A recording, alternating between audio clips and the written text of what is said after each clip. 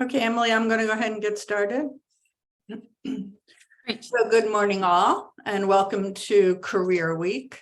My name is Nancy Forsyth. I'm a senior faculty specialist in disability inclusion at the University Career Center. Nancy, I'm sorry, can I stop you for 1 second? Can you turn on the captioning? I thought if individual, it is on. I mean, individuals. Oh, did you turn it able, on? Okay. Okay. I just wanted to make sure. Okay. I apologize. It's the next sentence, Emily. So Sorry. 1 second there. Sorry. We're excited that you're able to join us for today's webinar, DEI and Disability in the Workplace. The webinar is brought to you by the Alumni Association's Career Week, a week-long virtual event series to help alumni like you advance your career, elevate your expertise, and connect with fellow Terps. This webinar is being recorded. By participating, you acknowledge and consent to your image, likeness, or voice being recorded. And for those of you who plan to use closed captioning, please click the CC button at the bottom of your Zoom panel. Let us know if you have a problem with that. We have a lot of information to cover today. I think we'll do presentation first, and then we'll take questions at the end of the webinar. But please feel free to submit questions using the chat box, again, located at the bottom of your screen in the Zoom panel. I will be presenting today, but first we will hear from Emily Lucio. Emily, would you like to introduce yourself? Yes, thanks, Nancy. Good morning, everyone. My name is Emily Singer-Lucio, and I'm the ADA 504 Compliance Officer for the University.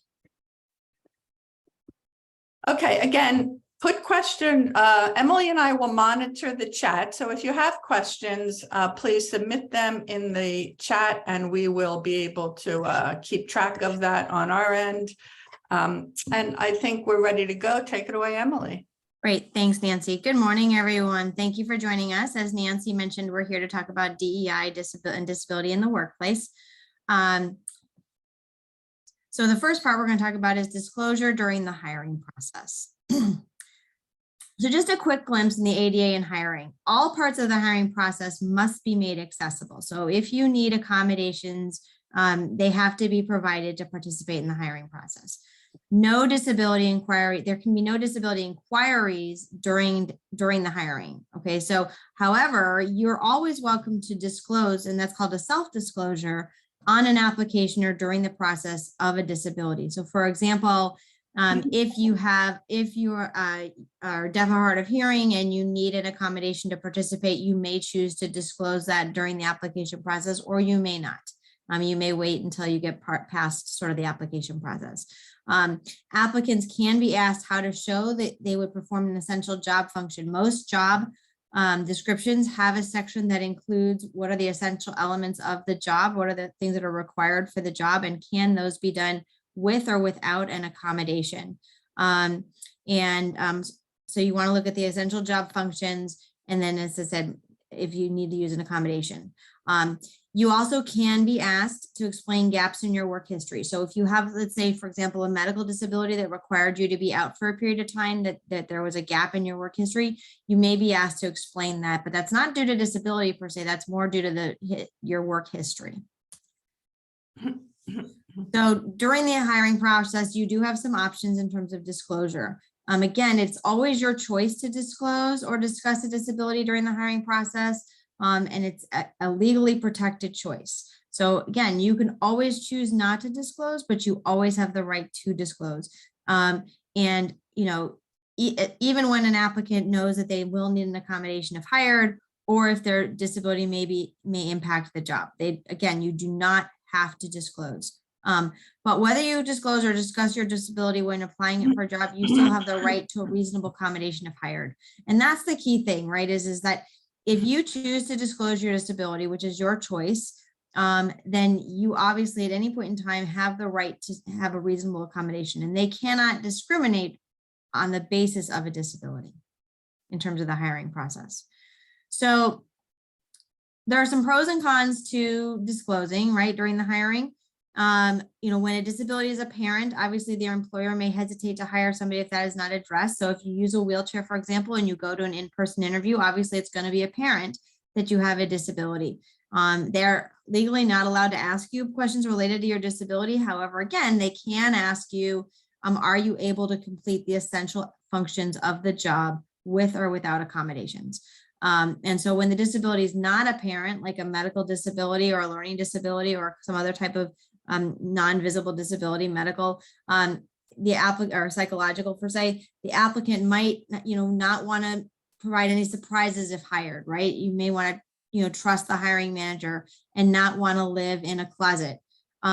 So, again, it really sort of depends on your feeling and how you want to, when you want to disclose. Obviously you want to be, sometimes it's good to be transparent. Other times you may say, I need to make sure I get the job first and then I'll disclose. But that's really a choice that you're to make and not the employer.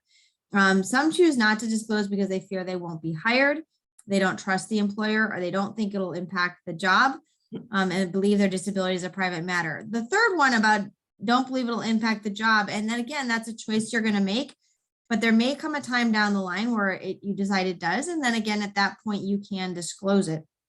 But in terms of some of those other things about fear not being hired and don't trust the employer, those are real things that happen. But also my word of advice is you want to be cautious. Do you want to work with an employer who you don't believe you can trust? So that's another piece of advice. So you want to put your best face forward, right? Preparing for the hiring process. You want to think through a few things. Do I want to disclose or discuss a disability? So these are all things you should think about in advance. If yes, do I want to discuss accommodation needs? Am I prepared to discuss possible costs for accommodations? Again, the burden of the cost cannot be placed on you per se, but the employer is going to want to make sure that that there's not undue cost for them. And so they're going to want to find, what are the options are to provide these accommodations that are reasonable. Can I help my potential employer by informing them of tax credits, incentives around accessibility or accommodations? Sure.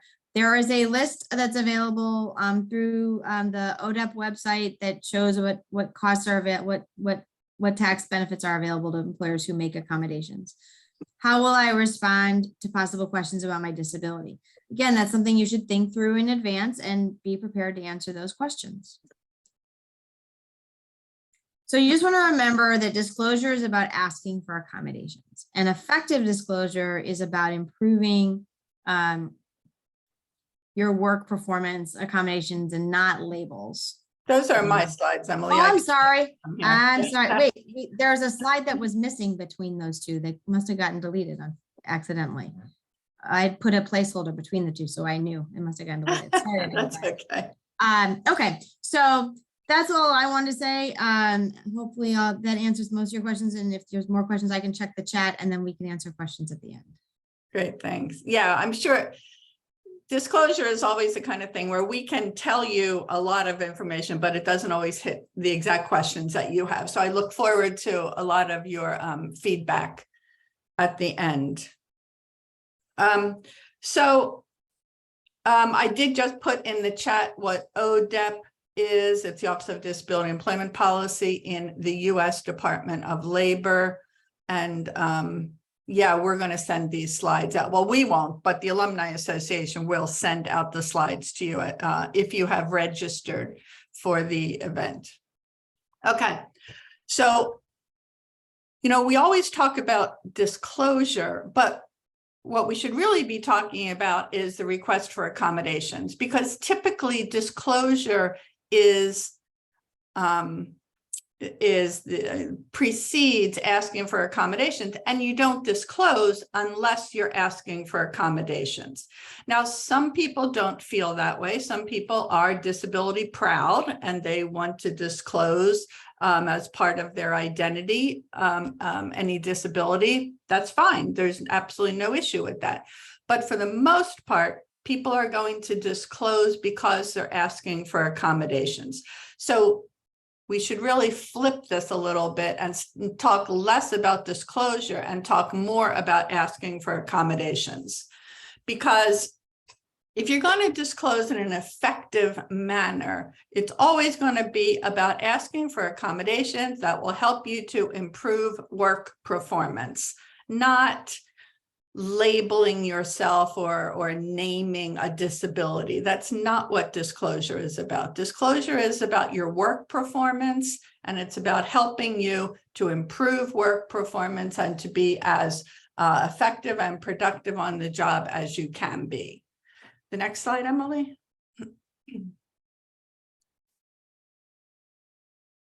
And while it's absolutely true that you have rights under the law in terms of accommodations in the workplace, and that there are rules that govern what an employer can and cannot do, in reality, requesting accommodations is always a negotiation.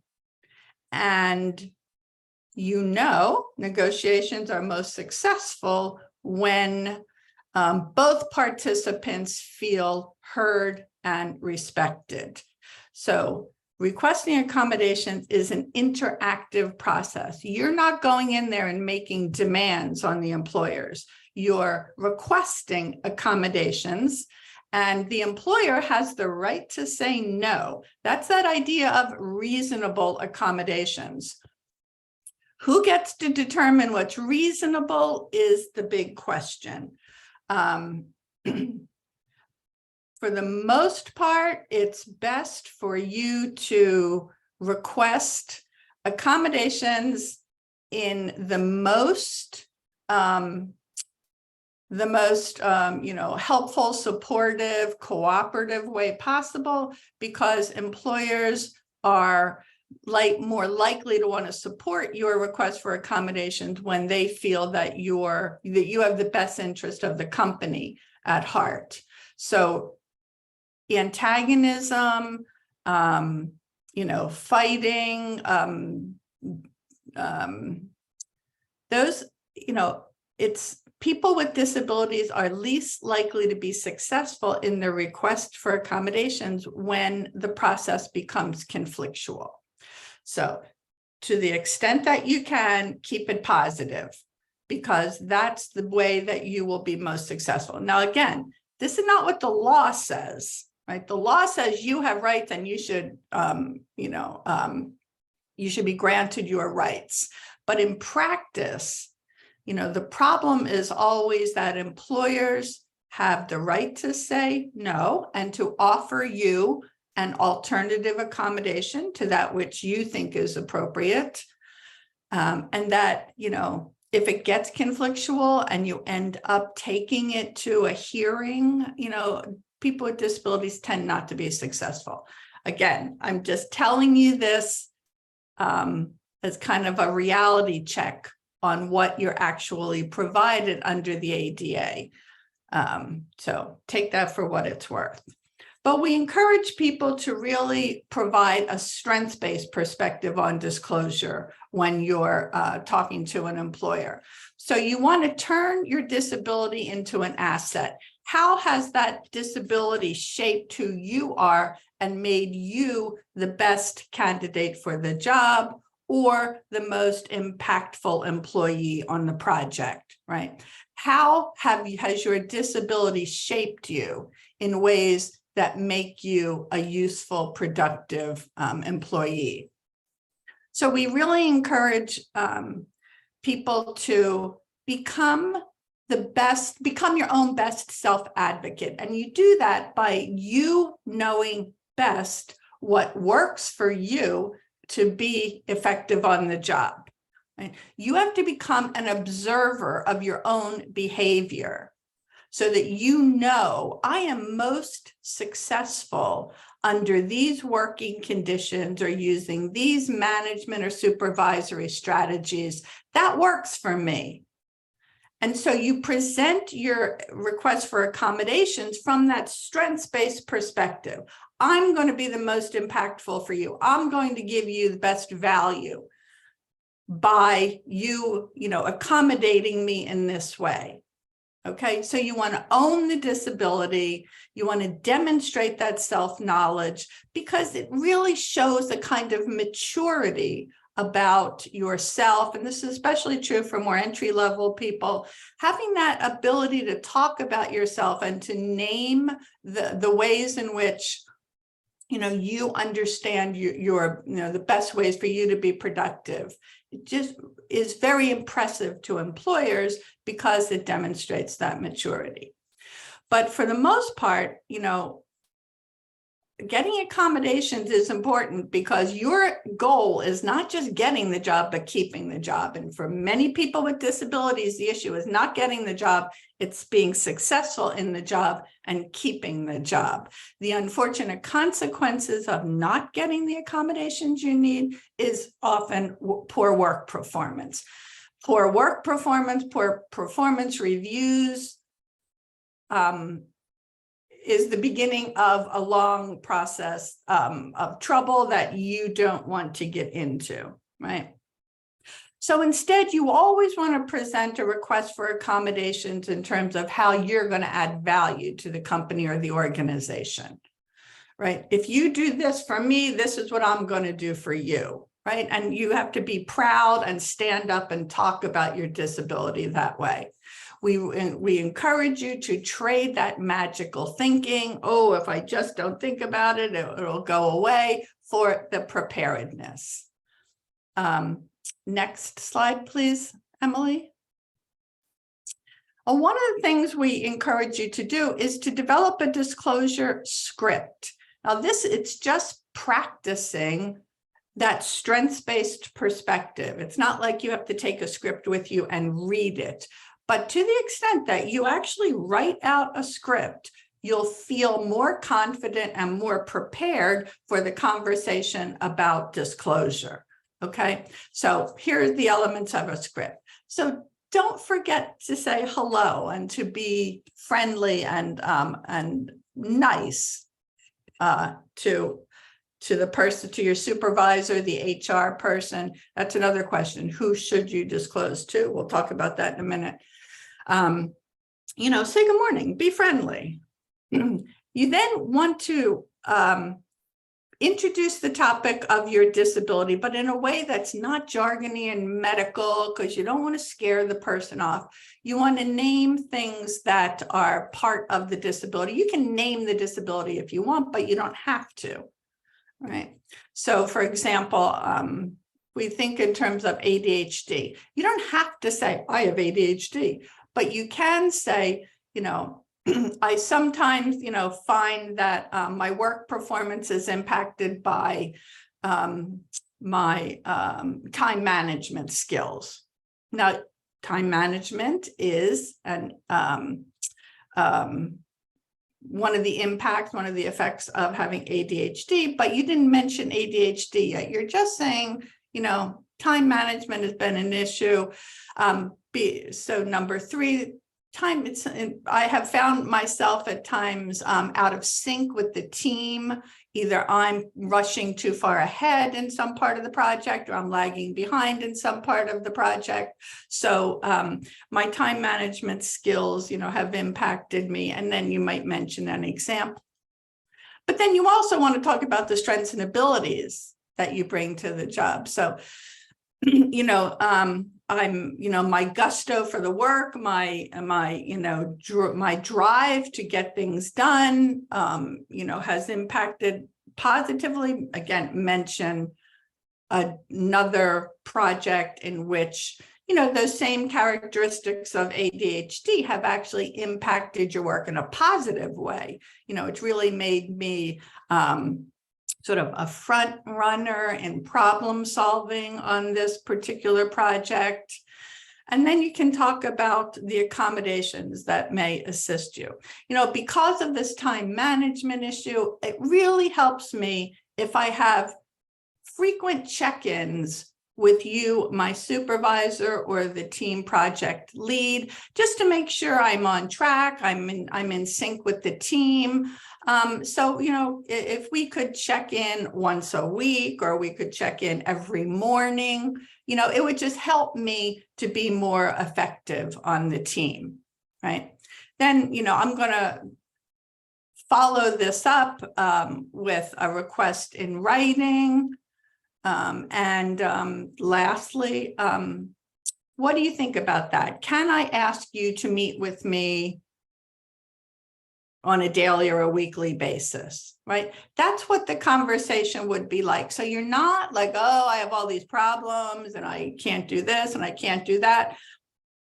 It's all about, I want to be the best employee that I can be. I want to be part of the team. I want to do the best job I can. And this is how you can support me in doing that. Sometimes I suggest to employees that they not even call it an official request for accommodations. It depends on, on how much support you need, or how reluctant the employer is to accommodate.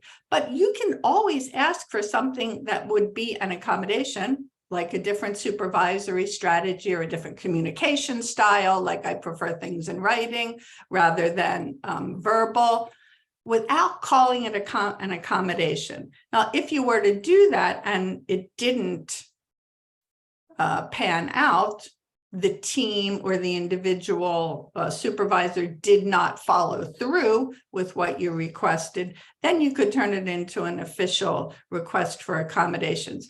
But a lot of times the things that people don't need are simply a matter of interpersonal relations in the workplace, which is a good thing and a bad thing. Again, if the interpersonal relations go off, then you face more problems with the process of requesting accommodations. But to the extent that they stay positive, it's often the best way to go, to ask for what you need in order to get the job done, and then not name it as an accommodation per se. Next slide, Emily.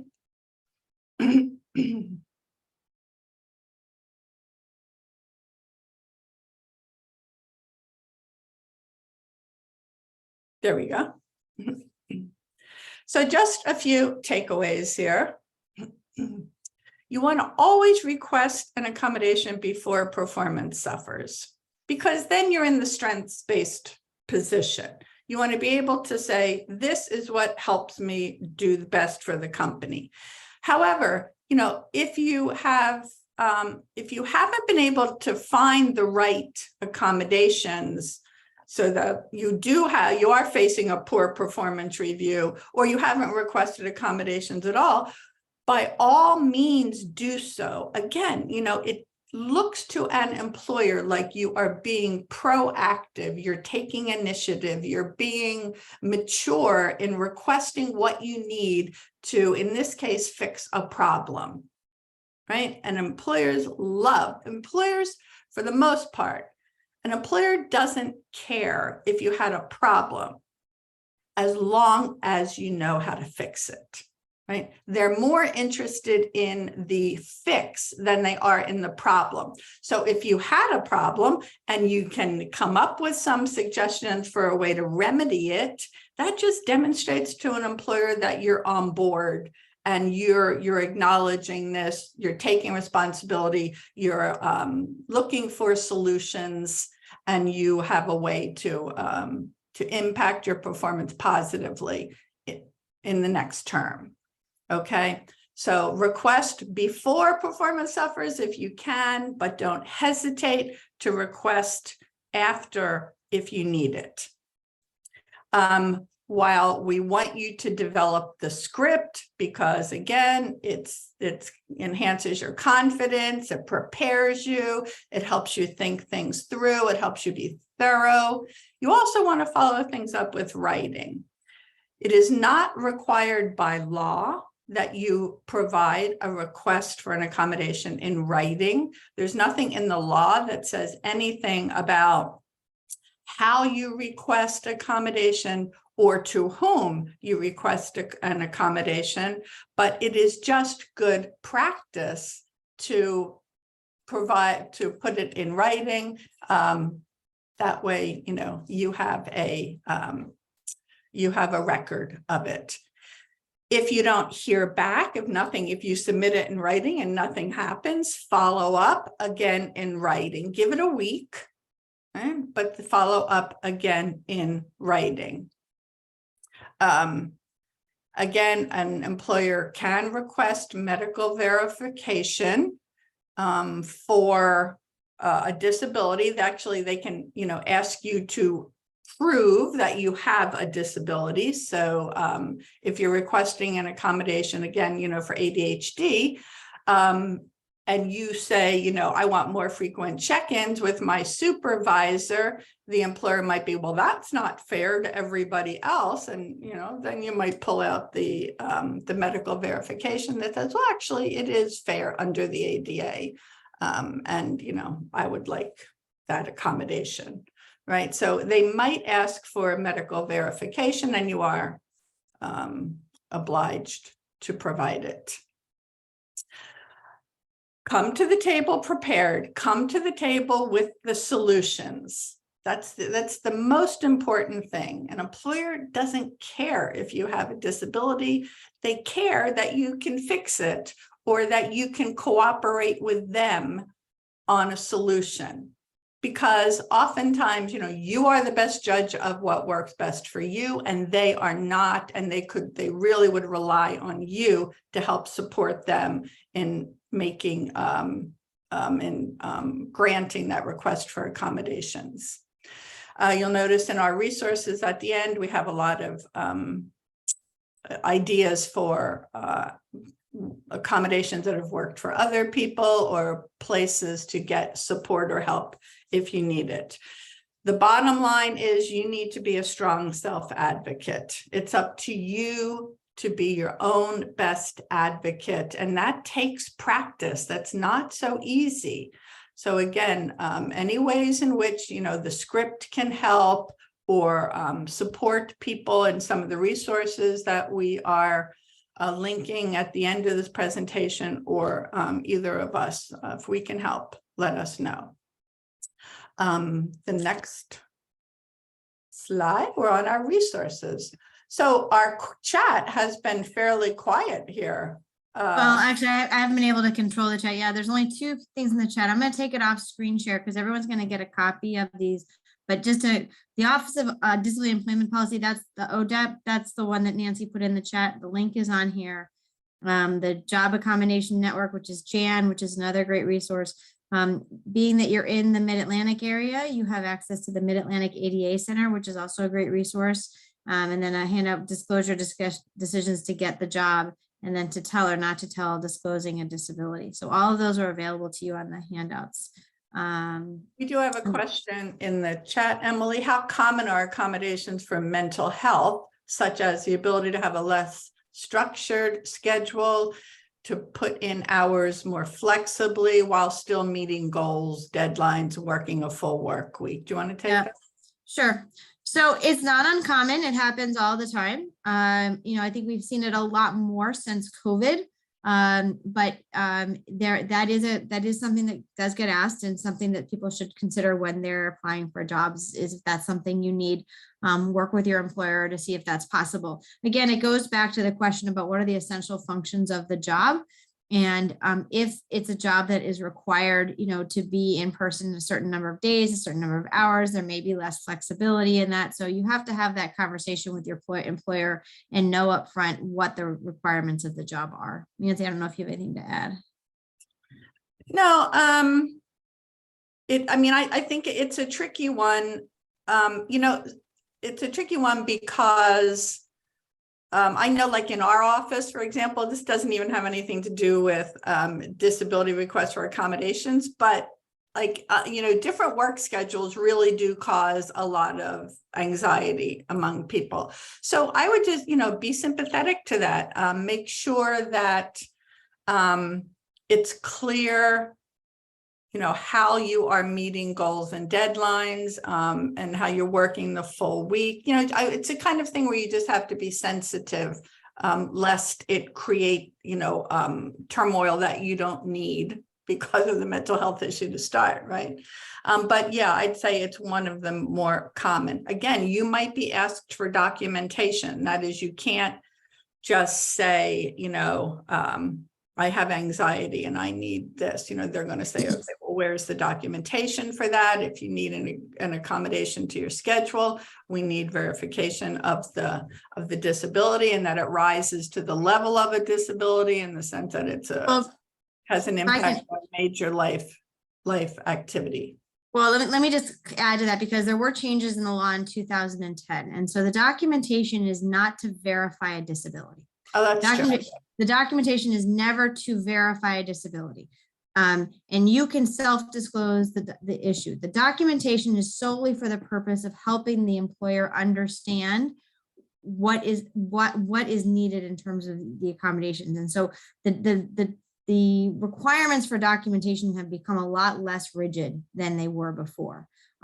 So it's really to show the impact of how it's going to impact you during your course of your employment, not to prove that you have a disability. So I just want to verify that. Yeah, so look at the next question, Emily. Yep.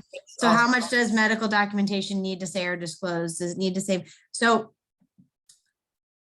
in general, it usually does. And there's generally going to be the request that it somehow that the name or the type of disability is disclosed, whether you self-disclose that or whether it's in writing from the doctor. It should be listed somewhere what the name of the disability is. But again, this should also be kept separate from your personnel files. So it should not be with your general personnel file. It should be kept somewhere separately. And most employers have somebody who is the designated ADA compliance person who you would be working with your employer. Does that answer your question, hopefully? Okay, let me see. If my disability is manageable and not obvious, and if I do not need any accommodations from the employer, what may be the best option for me? Let's say I have a disability, or say I don't wish to disclose. Will the second option have a negative connotation? Well, I mean, look, if you don't need accommodations, you don't need to disclose, right? I mean, again, typically, whether it's in the hiring process or once you're in the job, the disclosure is about requesting accommodations. Now, not always, because some people want to disclose because it's part of their identity. That's fine. But for most people, in this case, for example, if you have diabetes and you don't need any accommodations from the employer, there's no reason for you to disclose unless you choose to. Again, your choice. There's one thing I want to mention, because I know we do have a lot of federal contractors and government employees in this area. There's a difference between disclosing and self-ID. So there are federal laws or rules that require employers to make an effort to recruit people with disabilities, to hire people with disabilities, and to promote people with disabilities. Now, the only way that a company or a government agency can demonstrate that they're doing that is if people who work for them ID themselves as individuals with disabilities. But not everybody wants to disclose and get accommodations. So they've actually created these two different processes, right? Where disclosure is asking for accommodations, but you are able to, on applications and HR paperwork for federal government, federal contractors, even some private sector employers, right? To complete a form that it will actually say self-ID, self-identification of disability, and identify yourself there as the person with a disability, and that stays completely separate from any information personally identifiable to you as an employee of the company or the agency. But it's a good thing to do because it's the only data we have on the employment of people with disabilities, right? It really helps us to get a much better look at who is being employed, where are companies doing good outreach to find people with disabilities? Are companies promoting individuals with disabilities? Without that data, we're kind of in the dark about what's actually happening.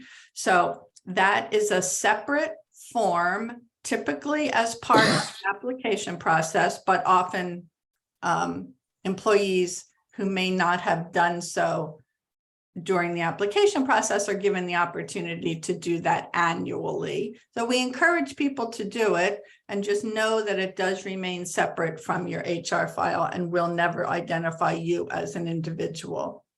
Nancy, if I can answer one of the questions that was in the chat. So someone asked if wouldn't it be a lie to say, no, I didn't have a disability? And yes, absolutely, it would be a lie. So, they shouldn't ever ask you, right? This should not be a question on the application. It should not be a question during the interview. It should not be a question you get asked, do you have a disability? So there should not be an opportunity for you to have to question whether you tell the truth or not in answer to that. If they ask you that, that is considered discrimination and they shouldn't be doing that. But if you voluntarily tell them, oh, I don't have a disability, and then later come back and say, but I do, that is a problem.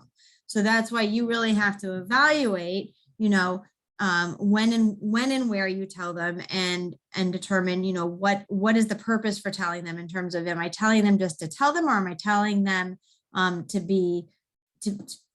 I telling them because I need accommodations? And yeah, I understand it is sometimes on applications. It shouldn't be. It is not. It is absolutely against the law for it to be. And you're welcome to report that to the Office of Disability and Employment, to ODEP. They'll take that complaint if you notice it.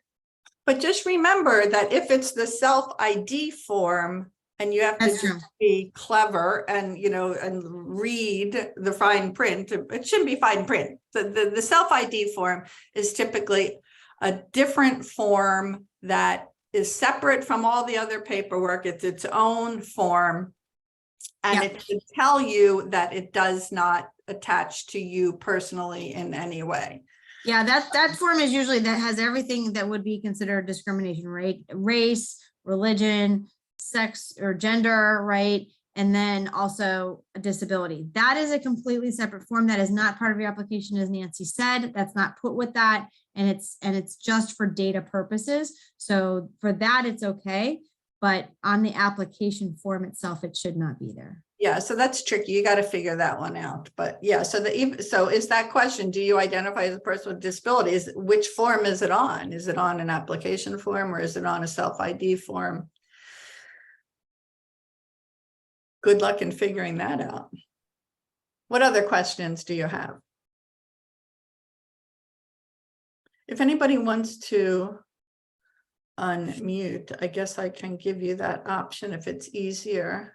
I did put in a plug in the chat for some listening sessions that we're having in a couple of weeks for faculty, staff, and students on campus with disabilities, with the CDPA committee, which I'm chair of, which is the Center for Committee on Policy Disability. I forget what it stands for, but anyway, we are just meeting to have sessions to hear from people with disabilities on campus about their experiences on campus. So if you do identify as having a disability and you're a member of the UMD community, you are welcome to sign up for those sessions.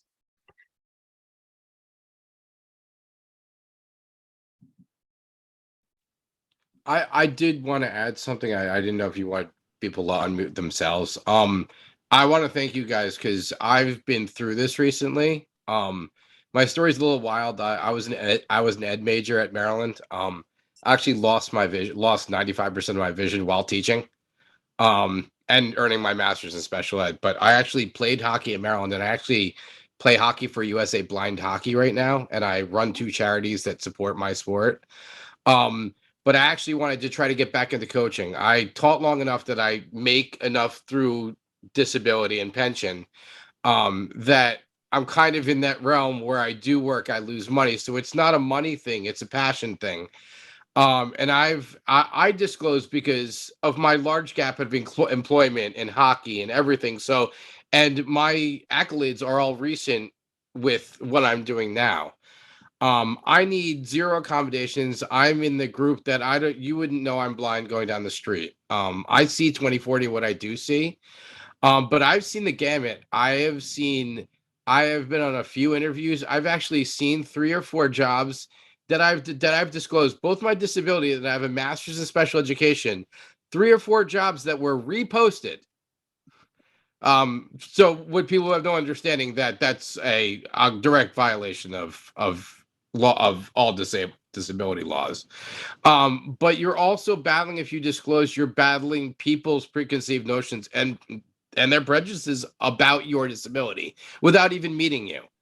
And for what I've learned is blindness is a spectrum that goes from complete darkness to me, who you wouldn't see going down the street. And I don't use a cane, I don't use a dog. So it's but it would be obvious in a situation sooner or later that, like you said, it's easier to disclose, like accommodations. I don't need any, but it's easier for me to disclose than the question and the red flags come up. What's going on? Because I've had that at work before when people thought I was drunk.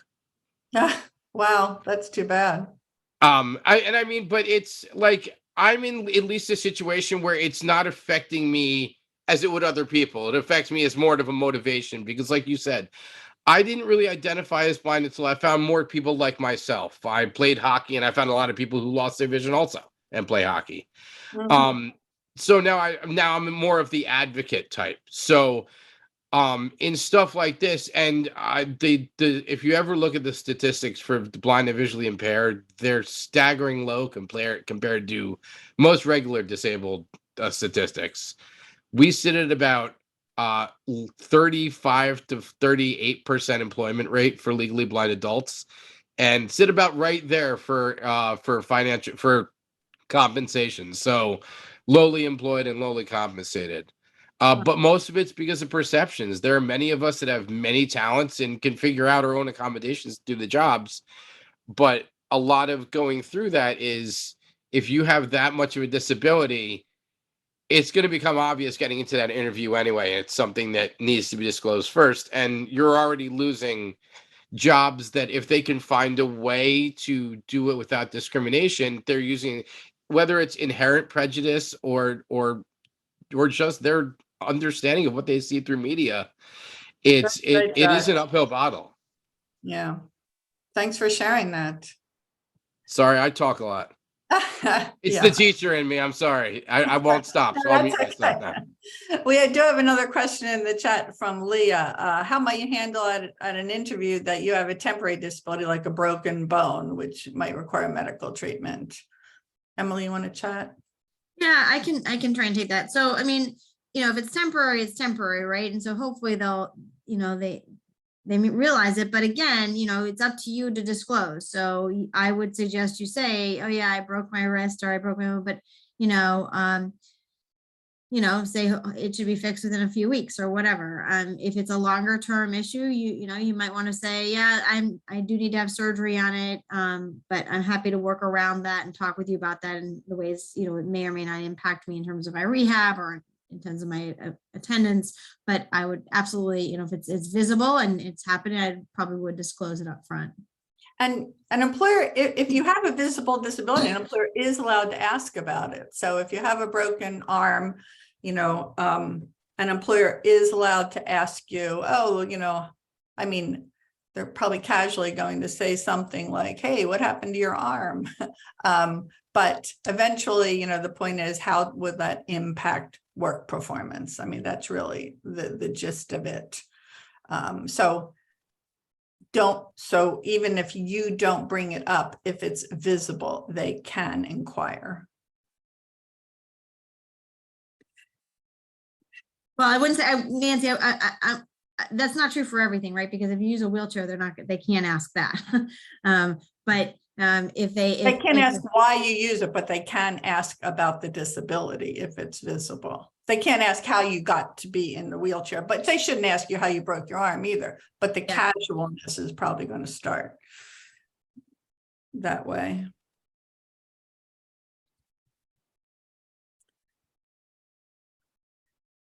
David, do you want to unmute and speak that? Because that's a long one.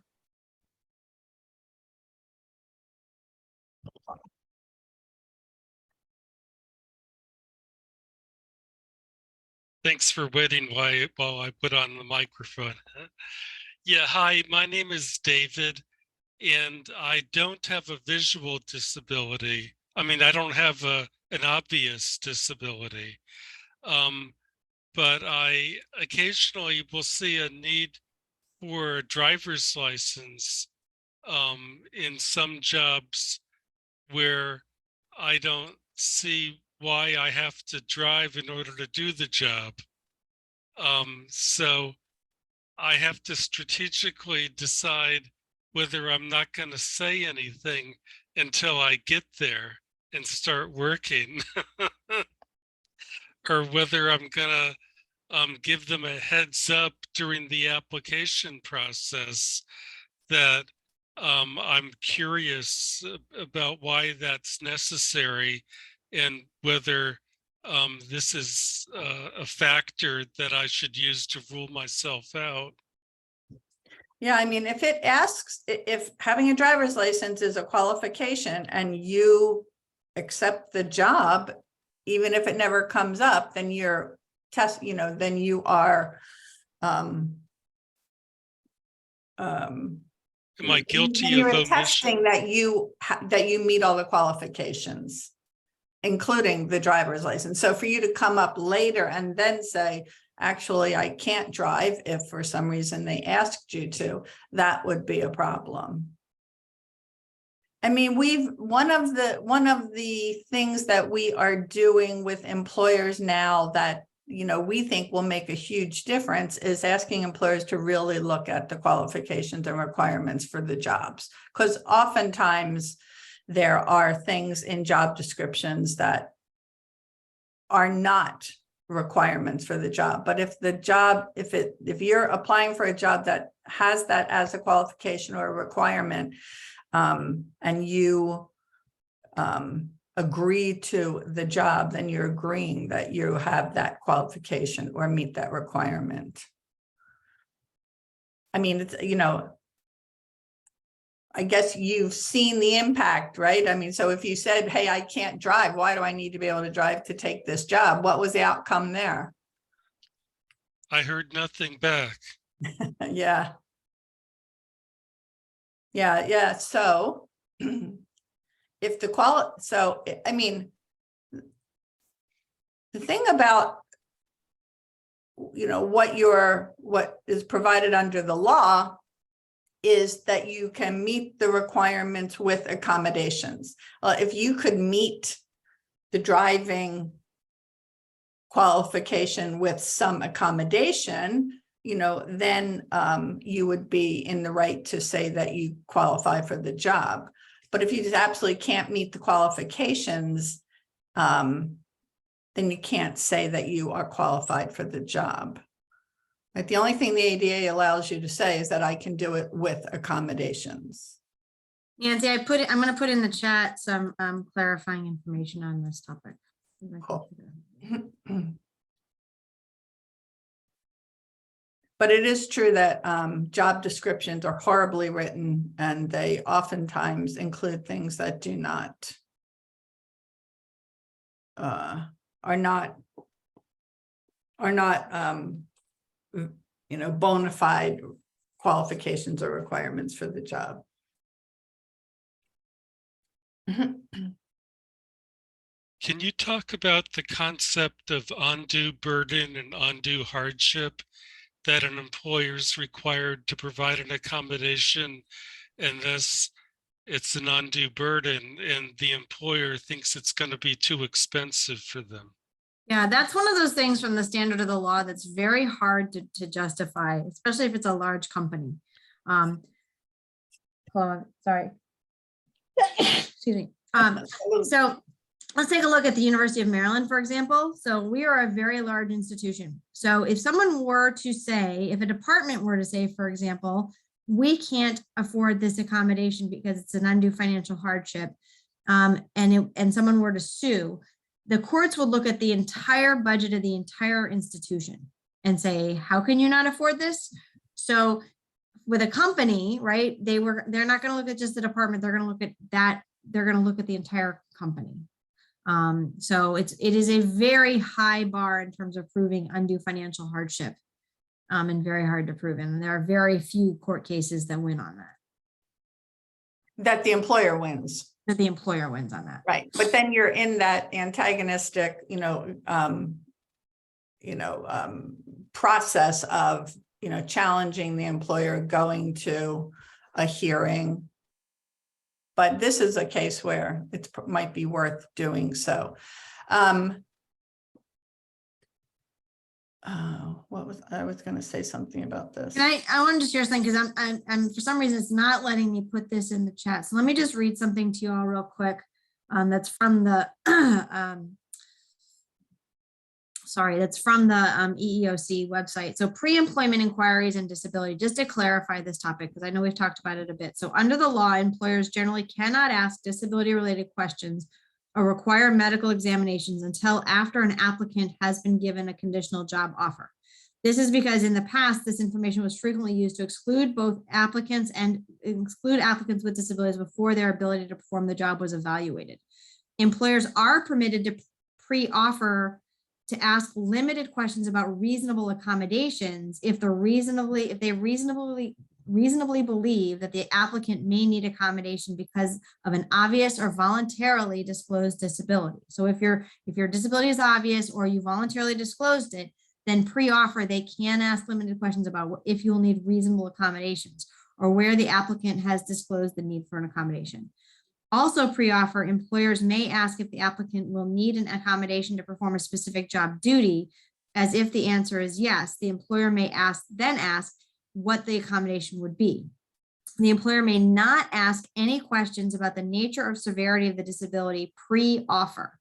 However, after making a conditional job offer, an employer may ask any disability-related question or require a medical examination as long as all individuals selected for the same job are asked the same questions or made to take the same examination. Yeah, that's so important. So, like what an employer can do before they offer you a job and what they can do after they offer you a job is very different. Yeah, and Kathleen, in answer to your question about the ability to lift, that is a requirement in the law that all job applications must state the qualifications in terms of ability to lift, push, pull, things like that. That is a requirement. And so if you are not able to do that, and again, that goes back to the statement with or without an accommodation, right? If you can't do it without an accommodation, then you have to talk to your employer about how you would do it with an accommodation. An accommodation may not mean that you, so for pushing and pulling, for example, an accommodation may mean that you adjust your schedule, so that, I don't know, that you're not pushing as often as you would otherwise, right? You may be able to take breaks after 5 minutes of pushing a cart or whatever. So you have to just have that conversation. And again, it goes back to having an interactive process where there's back and forth conversation about what would work best. Sometimes you're going to have ideas, sometimes your employer is going to have ideas, but it should always be an interactive conversation between you and the employer to determine what's going to work best given your disability. Thanks for reading that from the EEOC, Emily. That's so helpful. Anybody have questions about that? A final question about the pre-offer, post-offer, what you can ask about disability? Okay, I am able to put the link to where I found that in the chat. So I just put it there. Good. And that EEOC site, you'll notice, just has so much information, as does the Job Accommodation Network. One of the things that JAN, or the Job Accommodation Network, does is provide a searchable database where you can search by either accommodation or disability or, condition or symptom, and search what are possible links between, a particular disability and a particular accommodation, what has worked for other people. And JAN accumulates this information through, the work that it does with individuals with disabilities. So there's some great ideas in there if you're looking for, if there's something that you haven't come up with a solution for. I know we've only got a couple minutes left. One thing I'm going to do real quick for everybody is I'm going to put the links to the resources so that you have those even before you get the copy of the slides. So you have all of those in the chat. David, real quickly, the President's Promise is the second part of the name of the University Career Center. So it's the University Career Center and the President's Promise. The Employability Program is the program that I run within the University Career Center, supporting students with disabilities as well as employers who want to hire them. Okay. Are you going to put those in? Is that one by one? Well, yeah, unfortunately, it wouldn't let me do them all at once. So I'm doing them right now, but they're pretty easy to find. I did ODEP and the JAN network. Yep, I got them. And the Mid-Atlantic ADA Center. Yeah, and the Mid-Atlantic ADA Center and Ask Jan, as well as Disability Rights Maryland, are three places where if you have a question, they have people on the phone who can talk to you to help you. So they're good places, first stops to make calls to figure out what's going on or what you can do. Okay, let me wrap this up here with a word from the Alumni Association. So thank you so much to Emily for co-hosting with me. And we'd also like to take our time here to thank the sponsors for Alumni Career Week, Terps Card, and the American Pacific Mortgage Company. A recording of this email will be sent to the email address you used to sign up for the webinar. Thank you everyone for joining us today, and we hope to see you at another event during the Career Week.